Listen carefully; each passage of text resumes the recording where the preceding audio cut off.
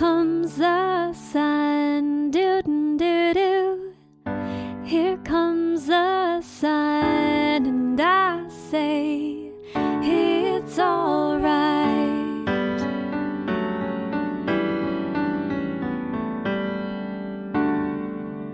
Hello, Fortitude audience. Thank you so much for being with us again today. My name is Heather Kittleson, and I am your host, sitting next to my wonderful husband, Amos. Hi. Who is a co-host. And actually recording this time. And actually, we started out, we had to take two for the first time. Yep. Alicia got to witness that. We have Alicia Schumacher in our studio today. Thank you for being here. Thank you for having me. I'm so excited to be here. We have a fun relationship. Mm-hmm. We go back many, many years. Did we discover the very first? I don't think we did. We just know that we connected at least a decade ago.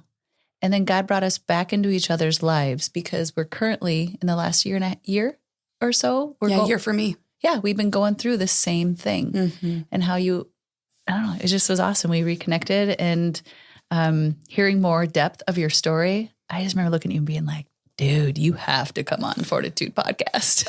So thank you. You're welcome. Our audience is all over the world. We have listeners of all demographic. And I was just looking through them and I thought, man, your story, you have like 4 or 5 different lives. And so I know that you're going to touch on many different aspects, and all the people who are listening, like buckle up, because Alicia's got a story that is just wonderful. Hard, very hard, but wonderful. Mm. So tell our audience just who are you today, Alicia? Who am I today? So I am a beautiful, I'm a mom to 2 beautiful boys. They're 7 and 10. They tell me they're 8 and 11 already, so I get confused with their ages. So I had to pause. Yeah. A wife to an incredible husband. He's a nurse and works in hospice care. I have really deep roots in a very small town in South Dakota named Irene. And I have lived in a few different states, but mostly South Dakota my whole entire life. And I believe very, very wholly in the power of your story. Mm-hmm. And it's been a very full circle moment, if you will, for me to be doing the work I am today and how I was raised and how I grew up. And I have believed in the power of storytelling since I was a little girl. And so to be able to be here and to share that is a big, bold step in my story. This is why we work so well together. I will just put that, because I've been asking people stories since I could like mutter the word story. Like, who are you? Where do you come from? Mm-hmm. Curious. Just curious. So curious. That's why we're cut from the same cloth. We're going to jump right in. Okay. So you're from Irene. Yes. And you have a sister, a heavenly sister. I do. Can you talk about her, please? Oh, yes. So my heavenly sister's name is Brooke. She is 4 years younger than I am. And she went to heaven when she was 21 and I was 25. So small town girls, no brothers. And we were born in this small town dairy farm. We lived and played on the prairie, and our family has been in that area for over 100 years. And so our family farm is over 100 years old. And I lived a mile away from our grandparents. So we rode our bikes through the back fields, and it was pretty cool. And so we had a special relationship. Anybody with siblings knows there's ups and downs, but gosh, there's something about a sibling that, talking about cut from the same cloth. We also looked alike. You did. So, yeah. So beautiful. The pictures of the two of you together. Thank you. Yeah. Brooke, she had blonder hair. It depended on the day. Okay. I mean, just like me. So. Okay. Yeah. She had brown eyes. But it was to be raised in that environment. It was so special. And for us to be able to live as 2 girls on the farm and to have the work ethic that I now get to have as an adult, but really living life in this small town. We were 4 years apart. And so I led in so many things, went to prom first, graduated first. Got your period first. Ugh, Yeah. Did you yes. walk her through all that? I did not. Oh. I don't really remember that part though. I think it would stuck out to me. Brittany just said to me the other day, our 11-year-old, I'm glad I'm the first so that I can help walk my sisters through that in particular. Wow. Not yet or any of that, but it's like she just thinks through those things. Like, I'm glad I get to help them through all these things. She must be a very old soul. And in this episode of questions I would never ask. That's one of them. I love this episode already. I know, so do I. We're just going right in. So Brooke, I grown up on a farm myself. There's something about farm girls. Yeah. The relationship between sisters, I cannot relate because I did not have a sister. But brothers, even that. The bond of a sibling is so powerful. Whether you get along or you don't, it really is a significant brother sisterhood that the Lord, we don't get to choose it, right? No. And you and Brooke, the day you got the call that she was diagnosed, what were you going through in that moment? So she was diagnosed with esophageal cancer, Which is cancer within your esophagus. Yep. And it had spread. So it's actually an interesting season. So it's April 25th. So she was diagnosed on April 16th and passed away on May 16th. So 30 days, a month to the day of diagnosis to her so passing. Fast. Yeah. Did she have any signs? Yeah, she did. But as a 21-year-old woman, to have that type of cancer is not common. Yeah. It's usually in older men, Right. that have had, a lifestyle that has maybe led to that. So that's why it was also confusing in terms of how to diagnose what was actually going on. Yeah. So she was in Mayo, originally in Yankton, and then over to Mayo, and they did testing and found that she had that type of cancer. So we came home and started care here, and home is Sioux Falls, South Dakota. And then she did not do well with those first rounds of treatment. And so they actually had to take her off that treatment so she could get her strength back, get some of that nutrition in, because she was having a hard time eating. But to your question about her symptoms, yes, they were there. Side pain, reflux, some issues swallowing, that type of thing. Just like general unwellness. Yeah. So and we usually write that off. We will be like, oh, I just have acid reflux, or oh, I just have this. And think of your 20s. Go back to when you're 20 and, maybe you're not taking care of, you're figuring out life, you're eating different things, you're all of those different things. So the way you feel, you're likely not as attuned to what's going on in your body as you are when you age. Yeah. So those type of things don't add up. And you're young and you go, this too shall pass. Totally. So what made her go in? She ended up getting, I have to go back, but she ended up getting really sick. I'm pretty sure she had some sort of a cold or something that hadn't gone away. And so she was getting treated for that, and then ended up having some pretty substantial pain within those areas. And then ultimately had gotten a scan that said, this is highly unusual and you need to go to Mayo. And we were gone the next day to go there. You're only 25 at this time. Yeah. And I had gotten married when I was 22.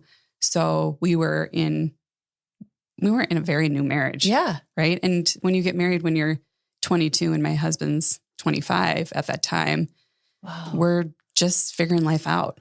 So you packed up and came home? Yeah. So we packed up, went over to Mayo, and spent a week, I think, over there in Rochester, Minnesota, and came home, and we just didn't know what to expect.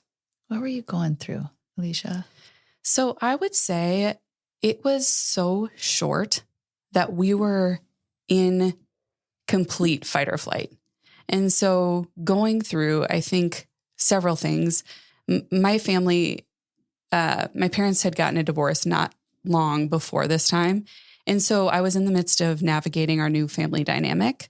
And then with this diagnosis with my sister, it's so complicated because though the two of us were trying to navigate that together, and you are the children that are experiencing that new life Mm-hmm.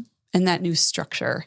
So she was that person that I was navigating that with. Yeah. And for that to go away and not to have that person who only knows your past as well as you, Mm-hmm. that identification as an older sibling as well. This is something that I think when you lose a sibling, there's not an openness or maybe even an acknowledgement of your role as a sibling. So being an older sister, that's very much something that I only knew. Mm-hmm. And so by losing her, that part of me, I didn't know where to put that. Yeah. And so what I did, and I've always been pretty independent, is that I can handle this. So Shoved it. you need to do this. You move forward, high achieving, also somebody that has a driven past, a lot of work ethic, right? That I just talked about. And so you deal with it. Deal with it perfectly? No. Yeah. But go ahead. When you say deal with it, is that more of a shove it down? Yeah, but I didn't know that. I didn't Okay. know that's what I was doing. And we Yeah. can get into that in terms of how it affected my health and wellness here in a little bit. But yes, and also putting on a mask and a facade that not allowing others to see that you're struggling. Mm-hmm. Yeah. And that is something that I think that you train yourself so much into that you don't even realize you're doing it. And then years pass and you are so exhausted from putting on that mask. Mm-hmm. And you can only, your spirit, soul, and your body can only take so much of that before there is a breaking point. Exactly. What was your faith like, Alicia, through that whole process? Did you come from a faith-filled home? I did. Yeah. Okay. Yes. I grew up, again, small town. We went to church, had a very faith-filled grandparents and all of those things. Actually, my husband and I, Andy is his name, met at a religious church camp. And so we were camp counselors and met there. But during that time specifically, I don't think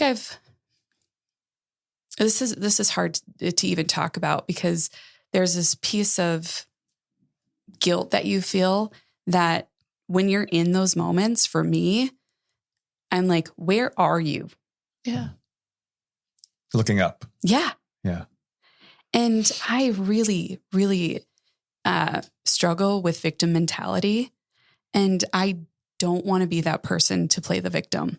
And so the why did this happen to me type conversation, I would push away because I knew that it wasn't being done to me, but it was also very confusing to understand why this would happen. Mm. And my journey with my faith was very up and down because I didn't know where to turn. And I think when you're so in trauma and grief, the why, you just want to know why. And we won't know. We won't know exactly why. And now I feel so much more at peace with that. Mm-hmm.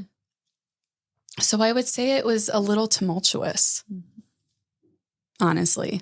I mean, go ahead. You don't strike me as someone who struggles with the victim mentality at all. You come across as very confident, and you say that you just deal with it, which is counter to like the victim mentality. Mm-hmm. So I appreciate your honesty in that. How do you process that? How do you cope with that, and what do you do to overcome that? I think to answer that question, I want to go back to why I talk about victim mentality. And I did have a season after that moment that you just asked me about, like, how did I get through it? All those things where I think I was internally processing, and my comment about dealing with it was I was making choices that were not healthy for me, specifically around food. and dealing with my emotions by eating and not having a good relationship with food. And in my 20s, sometimes alcohol. And so the victim mentality, I don't think this is my saying, and I heard it somewhere, but it's you can get bitter or you can get better. Mm-hmm. And I lived in the bitter for a while. Mm-hmm. And The woe is me. Like that moment of like, I mean, your parents got divorced and within 2 years you lose your sister. mm-hmm. For me, I'm like, I think there's grace in that and it's excusable. Like Mm-hmm. that's a lot for one person to take on and be like, I just want to be mad. Mm-hmm. I just want to be bitter for a little bit because this doesn't feel fair. Right? Like, Mm-hmm. Totally. so like people got to give themselves grace in that, but not to stay there. Exactly. Right? Because we could. Oh, people We all do. have stories and we could stay there. And I think what does break my heart is I see so many people later in life that are still living there. Mm-hmm. And that's why we're in the professions that we're in, Mhm. Alicia. Exactly. To help people out of that. Because it's not a fun place to be. We've been there. We know. Mm-hmm. So the eating part of it and the drinking part of it, that is also very common. Yeah. Where people in their pain will turn to other things to make themselves feel better or to feel comforted. It's the comfort piece. But that also brought you into a very detrimental place again. Yeah, So I did. And I will also say food, daily decisions around exercise, things of that nature, or not doing that. And then also working. And addiction can show up in very varying ways. We know this. And for me, it was food and working as well. And so being a workaholic is a very real thing. And it's also a really easy way. When I talk to people about grief, I hear, well, I just went back to work because it kept my mind off of things. mm-hmm. Or I went back to work and I was around people. And also what I hear in that is that, yes, that is a real thing. But also, are we taking the time to deal and to really work into our grief and to allow that to happen? And I know that's easier said than done. But it's also easy to just go back into full steam ahead. Mm-hmm. And ultimately that's avoidance. Yeah. Because the stages of grief everybody has to go through, right? Like you can't just bounce back and not go through it. Mm-hmm. It does come, right? Absolutely. Okay. I didn't want to say that wrong because maybe some people honestly can just robotically just get through it. I think it's not linear for everybody, right? Yeah.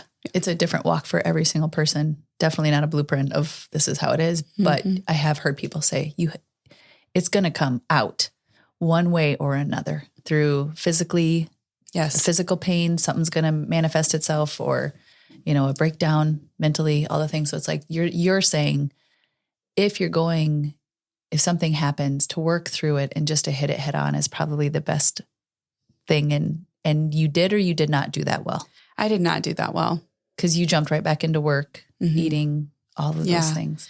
So to your question about my wellness path and my relationship with food, it had existed for a long time in terms of emotional eating for as long as I can remember. And I think with the image in which we as women, I'll speak from my own perspective, have not only externally, but internally about how we should look a certain way, has existed for as long as I can remember.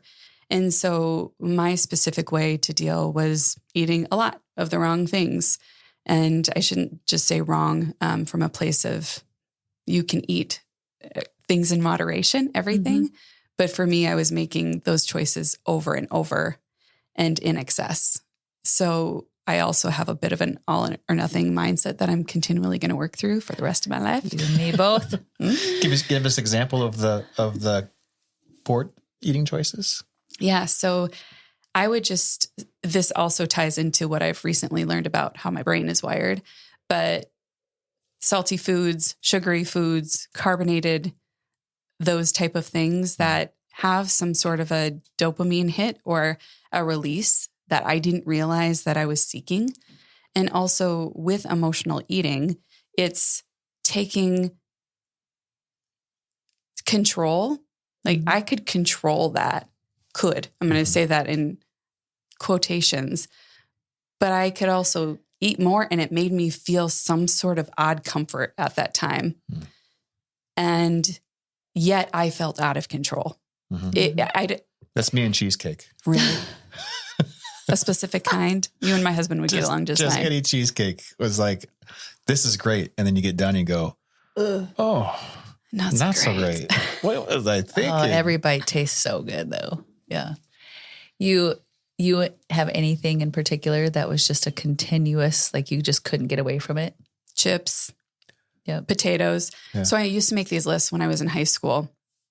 Get rid of the 3 Ps. Like get rid of them. Pop, pizza, and potatoes. So there's your answer. Interesting. And that was potatoes not the case in any form. When really? Mm-hmm. Why do you say that? Is that so? And you mentioned carbonated beverages too. So that's new. I drink carbonated waters, like LaCroix and stuff all the time. Oh, I want to like those so much. You want to? I want to. Are you specifically talking carbonated like Diet soda? Coke. Yeah. Soda, not like the sugar, like fructose corn syrup, Coke. Pepsi. Okay. Yeah, I gotcha. Yeah, that makes sense. I mean, and beer. Yeah. I mean, there was that too. Yeah. That's fair. Any carbonated. Yeah. So it led you in to a place where you looked at yourself in the mirror and you did not recognize yourself. Yeah. Go there. So I, over time, had gained well over 100 pounds and well over. When you look at yourself, it happens gradually. You can, this is not healthy. Have babies. I had a miscarriage in between our boys, and it just sneaks up on you. But I knew that behavior was leading to this. I'm a logical person. Mm-hmm. So as we are.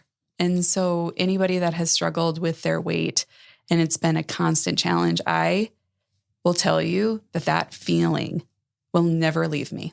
Mm-hmm. And I have come to accept that it will be my journey, that I will every single day, it will be something that I need to be so mindful of, because those behaviors, and I do consider that my addictive behavior, that it is like me pushing against that, of going back to making those decisions that got me to where I was. And so your point about looking in the mirror, I knew that I was not who I was supposed to also show up as for myself. Mm-hmm. And the thing about it is that I just kept breaking promises to myself. Mm-hmm. I would keep promises to my employer, to my husband, to my kids, and show up and be so successful. But every day I would break these promises to myself. And so when you do that, that trust starts to erode. So I was losing trust in my ability to actually take control of what I needed to do. Huh. Wow. You seem to be tying what happened to your sister and your parents to the overeating and the repression of these and the coping of that just subconsciously. Is that a fair statement? It exacerbated it. So that those behaviors existed before. Absolutely. Okay. I would say through trauma, through depression and anxiety and all of those things that I was trying to, back to what you were saying, stuff down. Mm-hmm. This was my way of doing that. So there's great value in then unpacking those. And as you're struggling and you're trying to be consistent with your decisions, this is working against you, isn't it? Yeah. Yeah. So there's great value in really addressing that and doing the hard work to unpack that and talk to someone. Yes. Are we about to go there? I want to get ahead of the story. Well, I wanted to ask, were you talking to anyone or were you just suffering in silence? I was. So I had a therapist right after my sister passed away. And I would say that I found one that I really connected with when I was going through my weight loss journey. And we can talk a little bit about the way that I chose to lose most of the weight.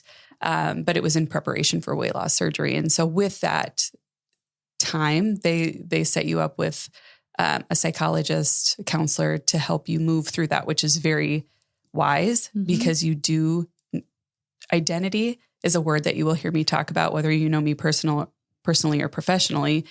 And the identity of yourself when you go through a huge weight loss journey can be confusing. And so you have to really figure out who you are to your core, because your external pieces of you physically are looking very different. And so I did have a therapist, and it was very helpful. How many therapists did you go through until you found 2. the right one? 2. Okay. So I've been with my therapist for years now, since 2018. Good. The point is you didn't stop. I didn't. You kept looked for the right one. Yeah, and that is so important and a great topic to talk about for just a second. Yep. And it's okay if they aren't the right fit, but also there are many other options out there to not feel guilty for staying with somebody who doesn't align. Yeah. We don't owe each other anything. Like when you're sitting in a room with someone and you're not connecting, I say then that's okay. We're not meant to connect with everybody. So go find those that challenge you in a really positive, good, kind way. Yes. That you allow to speak truth into you. Because if you're sitting with someone you don't like, nothing's gonna register, or because you're, right? No, 100%. And it also takes you being willing to do the hard work. And it's hard. Yeah. And I think that's why so many of us avoid it, talking about avoidance. But you had a moment where you just like, I can't do this anymore. My youngest son was less than 1 when I decided to have weight loss surgery. And Was that an easy decision? So that's a great question. No, although I had researched and worked, I have a background in marketing and in healthcare, and that decision for me was huge. And I kept it really private because there was a lot of shame rooted in that too. When you have the weight loss and Weight Watchers and you gain it back, when you do keto and you gain it back, and you get praise for losing weight and how healthy you look, and then you gain it back. It's like this cycle that I was always in my head about. And through my time in therapy and some of the work that I was doing as it related to disordered eating, we talked about the amount of time that was spent in your mind about thinking about your weight, your behaviors. The next bag of chips, the next soda. Totally. That's like an alcoholic too. It is the definition of insanity, because you can't get away from it. You can't. Until you stop it. And to get to that process, you're a captive. You're captive in your own world. For real. Brutal. It's absolutely brutal. So for anyone who's currently in that and listening to this, like, we feel you. I have so much empathy. Same. And love and concern and want to help, because it is lock and key and chains on your feet all day. And it is such a cliche saying, but you are not alone. I mean, we are not alone in these struggles. And thinking about this journey and how I had this relationship with food, and the amount of time I was thinking about it, down to, if I sit in that chair and it creaks, are people going to think that I'm overweight? I mean, we're talking about micro things in your day-to-day life. When I get on this airplane and I have to ask for an extender, how are people going to look at me? Oh, that's a huge psychological load. Yeah. It's not only the food. Leaves so little bandwidth for other things in your life. 100%. Yeah. I always would dream, always is a big word, but oftentimes dream how free I would feel when those thoughts were gone. Yeah. And in that journey alone was so such a healing journey, and actually a grief too of how I behaved and who I was when I thought like that. It was just more challenging than I expected, even after I lost the weight, because I thought it was going to go away. Yeah. I thought those thoughts were just going to be free from my mind. And yeah, I would assume the same thing. Right. Just like quitting alcohol, just like quitting drinking. It's just poof. Oh, never think of it again. That's a bunch of crap. Wouldn't it be nice? It's crap. It's just, you can mitigate it. You have things. And for me, and I think it's the same for you, I just cry out to God every single time. I rebuke it. I rebuke the thoughts. I don't let them actually enter in and settle. They don't get a hold of me because I don't let the seed plant. It's like I've uprooted that. I am not allowing that to ever hit soil again. So it's like, as it's floating down to the soil, I'm like karate chopping the crap out of that thing. Like, I'm grateful for all of the different ways in my heart, like, no, I can't, like just knowing the pain and the suffering, because I can go back. I don't know if you do that, but I go back and go, it's so real. No, never. Because you can see it. Mm-hmm. It's nothing made up. It's something that you experienced in your life. Mm-hmm. And I think that the tools and the strategies that he gifts us with and that we are willing to receive and apply. Mm-hmm. In our house, we talk a lot about, okay, what's your tool that you can use right now? And so using that is given to us, but also remembering that is sometimes challenging. But that's what I think of when you're describing that. Okay, I know. I now have proof. I have proof of concept that I've done this once. Yeah. I've not only done it once, I've done it every day for the last how many years. So we're not making it up. Mm-hmm.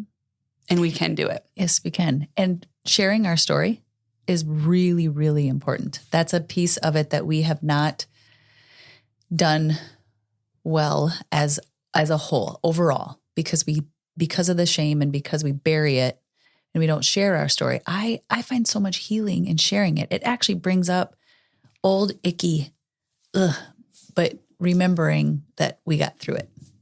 Right? Are there things that you haven't thought of sometimes when you're telling your story that for a while that all of a sudden, like you're saying, it brought that up for you and you're chatting and you're like, oh yeah, that did happen. Yeah.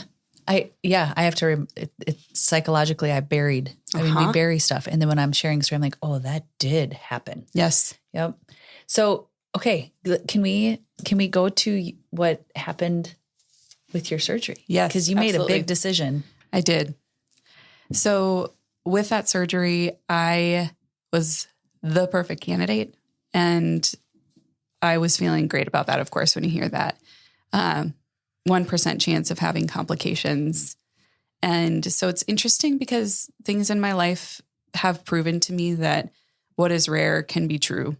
And my sister having the type of cancer she did, passing after a month, not very common. Mm-hmm. Me having a surgery that I was a perfect candidate for and having massive complications, not too common. Mm-hmm. And I ended up having the surgery in May and went through a series of different, very turbulent events, bleeds that were very concerning, and I ended up with blood clot and blood transfusions. And I think I was in the hospital collectively in and out about 40 days. So my youngest son, again, was barely a year. My husband is a nurse at that time. He had a different job. Luckily, it was over close to where I was in the hospital, so he could come over and visit, but he was taking care of 2 boys at home, somehow managed to show up at rounds most mornings to hear what the doctor said, and then go to work. Yeah. And with the complications, it was also, things would happen very suddenly and very severe. And I would need to go back to the ER And then ultimately I'd get readmitted. And this happened, I think, 7 different times. So that's when I say collectively, I was in and out and in and out. And it was Father's Day weekend. And I had a really bad event that led me to get on an ambulance. I went to the ER. And I remember thinking, I'm not sure I'm waking up from this one. And the next morning, I think, I woke up. I couldn't talk. I was staring at a ceiling. There were beeps and tubes, and I was in the ICU. And my paperwork says basically they needed to stop surgery because I was failing quickly. And I had so much, even I remember sitting there thinking about the guilt that I had because I was trying to get better. Mm-hmm.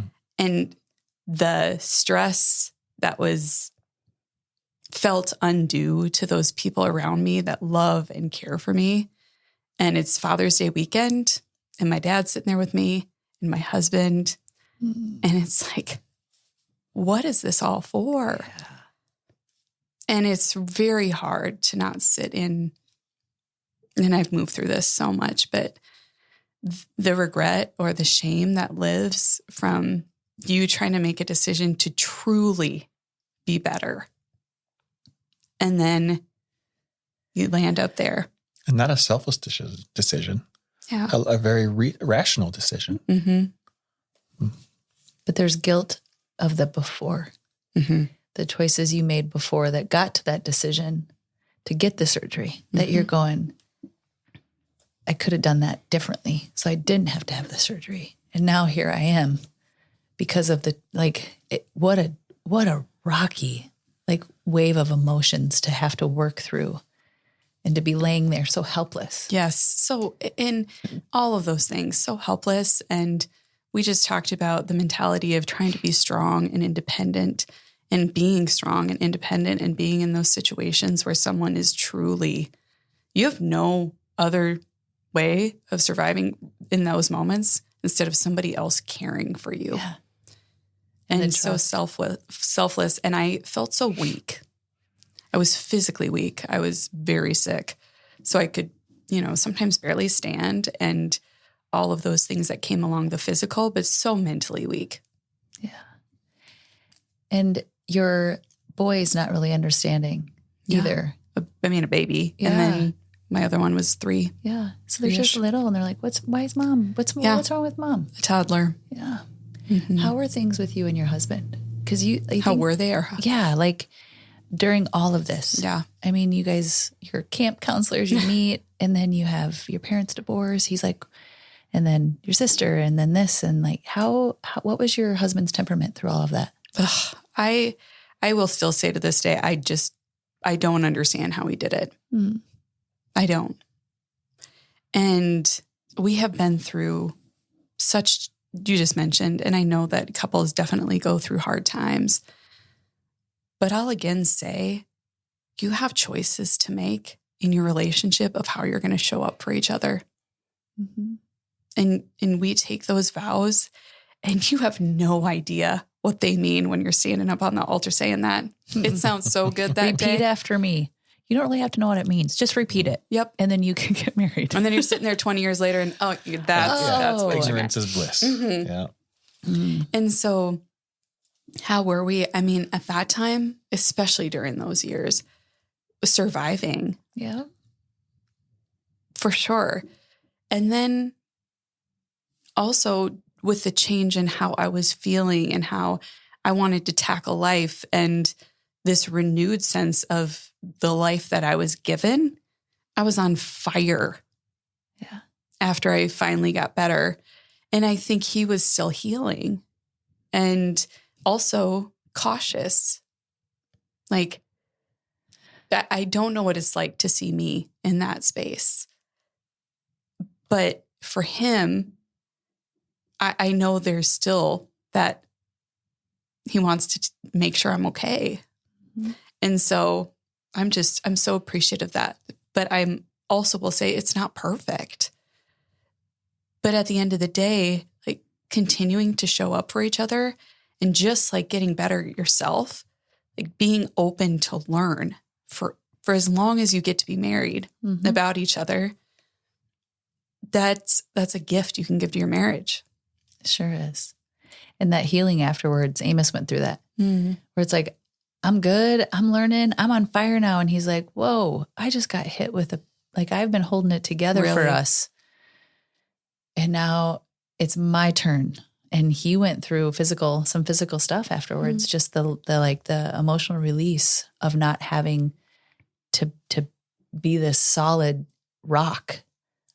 As I was going through what I was going through, it's like, okay, now I'm better. Now it's your turn to have your moment. But we didn't know that was coming. He didn't realize that was coming.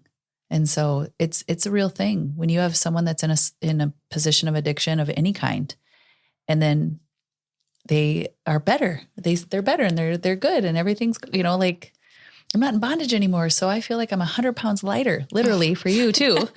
And they're like, whoa.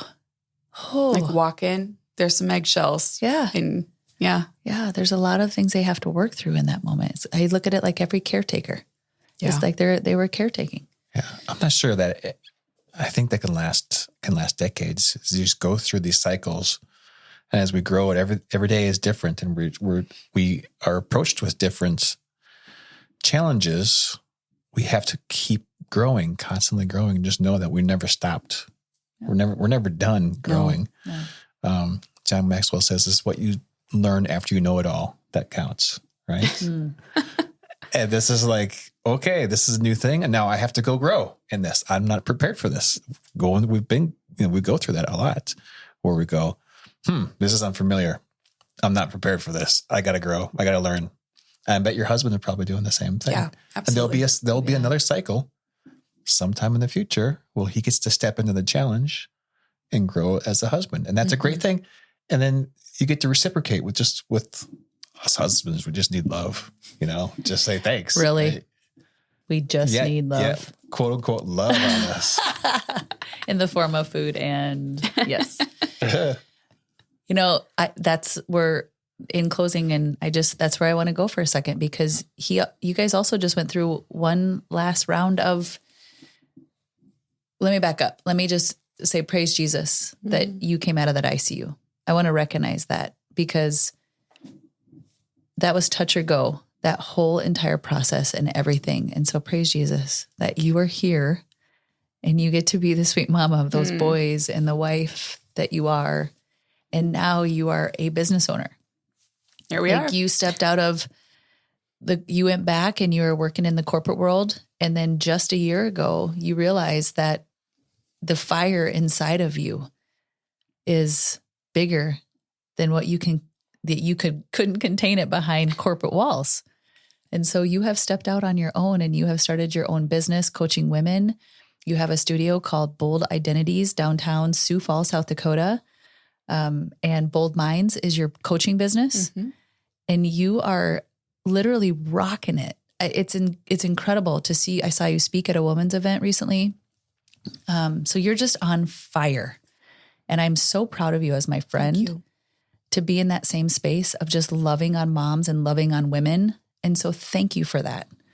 We are going to make sure that we put in the show notes how people can reach out to you, because share just a little bit of what Bold Minds is and how that came about, if you would, for a quick minute or two on the ADHD part is amazing. Thank you. You focus on that. I do. I don't know that anyone else would have thought of it. I mean, yes, maybe, but you did first.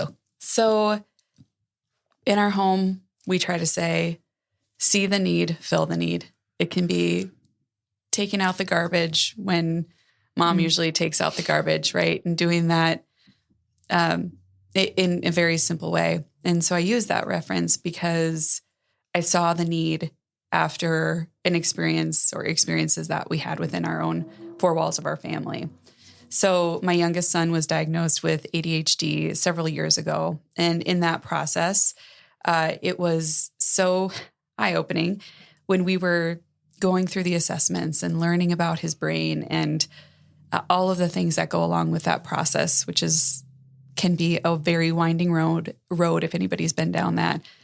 I realized when I was helping him with his assessment that I was answering yes for myself. Oh boy. I was like, this is really weird. I am 30 some years old and I don't understand what's happening. Yeah. So we went through that process with him, got a diagnosis, and started to learn about his mind and how he saw the world in that time. I read this book. It's called ADHD 2.0.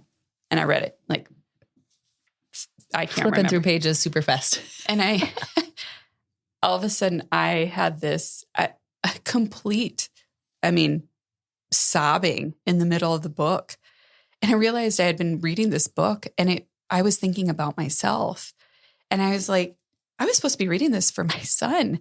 And I'm having these breakthroughs about how I have experienced the world since I've been born. And I didn't even know it. And I had to read it again because I needed to understand it for my son. But after that, it was so validating. And I didn't have a diagnosis until I was 39. But through the time of helping him and using the gifts that were given through the tools and strategies to help us in our day-to-day life. And I was giving that to myself too. And it was just it was a breakthrough. Yeah. And so in that, I started to talk to moms that were navigating this journey with their kids and then finding out that there's this generation of women, 35 to 55 years old, that are finding out through the diagnosis of their kids that this is something that they have experienced too. I might need that book. I'm just going to nudge you. It's worth a read. Totally. For real. I'm not going to speak that into existence. Just saying like, that's good knowledge to have. Yeah. I might have to read that book for real. It's actually great knowledge to have because from my perspective too, education is so huge and just understanding the people that are around us with our own families and also realizing there's addictive tendencies that go hand in hand with ADHD and being neurodivergent. And I could talk a long time about that, but for the brevity of today, really what it led to was seeing, when you see a yellow vehicle and then you see them all over, like all the story, right? It wasn't like that exactly, but I knew what I was experiencing, what my son was experiencing, symptoms, and then challenges. And I started to see this in the workplace amongst moms, amongst women. And the more research I did, I was like, no, I need to help. I don't know how. I see a need. So I'm going to fill it. And so I realized for the last 10 years, my leadership style has really been coaching. And in that there's obviously different leadership styles, right? And so coaching is taking those tools and strategies and helping people move forward. Yep. Forward and through. Forward and through. I love that. Yep. Forward and through. That there's nothing more gratifying, life-changing, uncomfortable, kicking and screaming all the way through. But when you get to the other side, it is so beautiful. And worth it. And then you get to turn around and do it for others, help others through it. Mm-hmm. You're so well-rounded. You have a really high-end vocabulary too. Have you heard the word she's been dropping? Yeah. Brevity. Yeah. Just now that was like the fifth one I've been listening to. And I'm like, dude, I don't even know. Like what? I'm a journalism major. I was trying to journalism. broadcast journalism. You're So. eloquent. And marketing. So the words, yes, you do speak very well. I say words and I think you've heard this where I say words and he's like, that's not even a Pretty word. close. Pretty close. Sort of Try what it again. means. Maybe put a P in there instead of a D. Yeah. Like it's so, this is why we get along so well. Oh, I love it.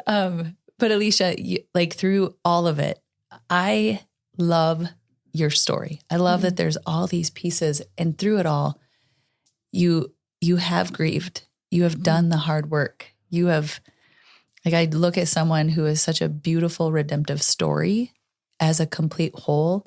And now you have turned around and you are just loving the heck out of others, your family, your friends, our community, the women in our community. So just thank you. Thank you for doing what you're doing, Alicia. Thank you for saying that. It's really beautiful. Thank you. And it's hard. It's a lot of work to start your own business. So I huge kudos to that because people see, I just want to recognize the work you have done and say, so proud of you. Thank you. It is. It has been such a personal journey so it's been almost a year since I left. And I decided to take a power pause, is what I call it, from my career and spend 3 months with the boys last year before they hit middle school. And they started to look at me like, I'm not sure you're as cool as you once were. And so last May, I decided to step away, and it was the coolest, formative, all the things, 3 months of, you also don't realize, again, identity, how tied up you've been through this, the title, the paycheck, that ability to show value and bring value to your family when you do the work that you do, and to voluntarily step away from that was one of the hardest decisions I've ever made. Agree. Because then you realize how sucky you were at home because you were so involved at your work. And then you have to go through a whole nother mourning process of, okay, I'm jumping back in and we have some work to do. Yep. Because we have been in survival for way too long. And I haven't been present. And these behaviors are because of me. That's, you talk about looking in a mirror.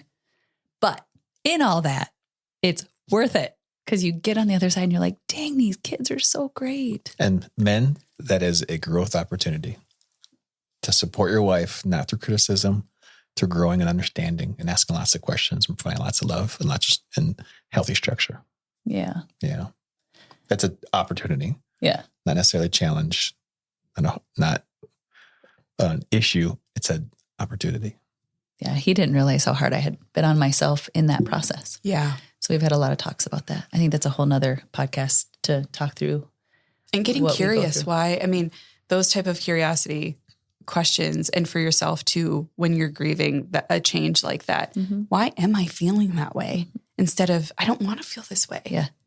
Because it's so telling. It is. Yeah. To actually work through those is the reason we tell our stories. It really is. So true. What's the website? It is Alicia Schumacher co.com. Can I spell that? ALICIASCHUMACHER co.com. Great. That's for the ones who's in the passenger seat listening and want the website like now. You got it. We will also make sure all of that stuff is in the show notes. So beautiful. Thank you for sharing your story with us and our audience today. Oh, thank you. You're a beautiful woman, Alicia. Oh, likewise. Thanks so much. Thank you so much for listening. We want to change lives through this podcast. And if you want to support this podcast or our guests, please see the links below for our Patreon and giving links. And like and subscribe, and also share our podcast as much as possible. Thank you. Okay. How's my hair? I didn't do it today. Good. That was too long of a pause. Sorry. That was too long. Yeah, That was too long. Way too long. I was going to say, if you say anything right now, I guess it doesn't matter because... I think that's what's going through my head. Doesn't matter. Doesn't matter. You're good. You're good. You didn't do it. What do you think it looks like? You need a blooper. This needs to be on a blooper right now.